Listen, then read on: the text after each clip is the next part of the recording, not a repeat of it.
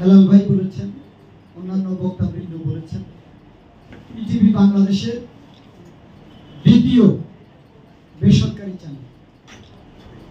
বিগত সময়ে যে সামাজিক অনাচার, স্বৈরাচার এবং ফ্যাসিবাদী শাসন, তার অন্যতম বলি আজকের ইটিভি এবং ইটিভির সিইও জনাব আব্দুল সালাম।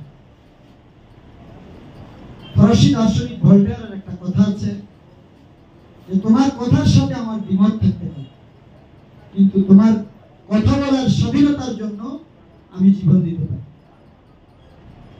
বিগত সময়ে কথা বলার স্বাধীনতাটা ছিল না। যদি থাকতো তাহলে টিভি বন্ধ হতো, যদি থাকতো তাহলে ইসলামিক টেলিভিশন বন্ধ হতো না, দিগন্ত টেলিভিশন বন্ধ হতো না। একটি জনপ্রিয় চ্যানেলের কথা আপনারা ভুলে গেছেন, সিএসবি নিউজ, মনে আছে কারো? জি জি, সিএসবি নিউজ চ্যানেল, এত সুন্দর একটা চ্যানেল বন্ধ হয়ে গেছে। চ্যানেল 1 বন্ধ হয়ে গেছে। বিভিন্ন সংবাদ মাধ্যম, আমার দেশ পত্রিকা বন্ধ হয়ে গেছে। কিন্তু এত সংবাদ মাধ্যম বন্ধ করে অনেক সাংবাদিককে হত্যা করা হয়েছে, অনেকে কারাগারে নিহত হয়েছে, অনেকে বছরের পর বছর জেল খেটেছে, অনেকে দেশান্তরী হয়েছে। কিন্তু স্বৈরাচারের পতন কি ঠেকানো গিয়েছে? যায় না। তাহলে আমাদেরকে শিক্ষা নিতে হবে, আমাদের প্রত্যেককে শিক্ষা নিতে হবে। মানুষের কথা বলা, মত প্রকাশের স্বাধীনতাকে কোনোভাবেই রোধ করা যাবে। এবং আমি মনে করি পরমত সহিষ্ণুতা গণতন্ত্রের সবচাইতে পূর্ব শর্ত। পরের কথা বলার স্বাধীনতার জন্য, পরের মত প্রকাশের জন্য আমাদেরকে শ্রদ্ধাশীল থাকতে হবে।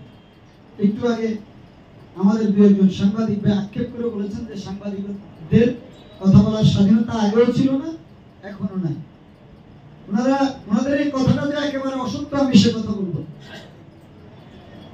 কিন্তু আমার কাছে মনে হয় এখন কথা বলার স্বাধীনতা অনেক বেশি। ফেসবুকে আমরা এত লেখা দেখি, এত সেন্সিটিভ বিষয় লেখে, বিশেষ করে আমাদের দেশপ্রেমিক সেনাবাহিনী সম্পর্কে, আমাদের সরকারের অনেক কর্তা ব্যক্তিদের সম্পর্কে অনেক স্পর্শকাতর লেখা আমরা ফেসবুকে দেখতে পাই। এটা অস্বীকার করার কোনো উপায় নেই। এবং এটার সাথে সাথে এখন গুজবও কিন্তু প্রকাশিত হয়। আমি মনে করি যে ফেসবুক এই জিনিসগুলো নিয়ন্ত্রণ করা দরকার। একটা সংবাদ প্রকাশিত হলে সেটার নেতিবাচক প্রভাবও কিন্তু সমাজে পড়ে, ইতিবাচক প্রভাবের সাথে সাথে নেতিবাচক প্রভাবও সাথে পড়ে।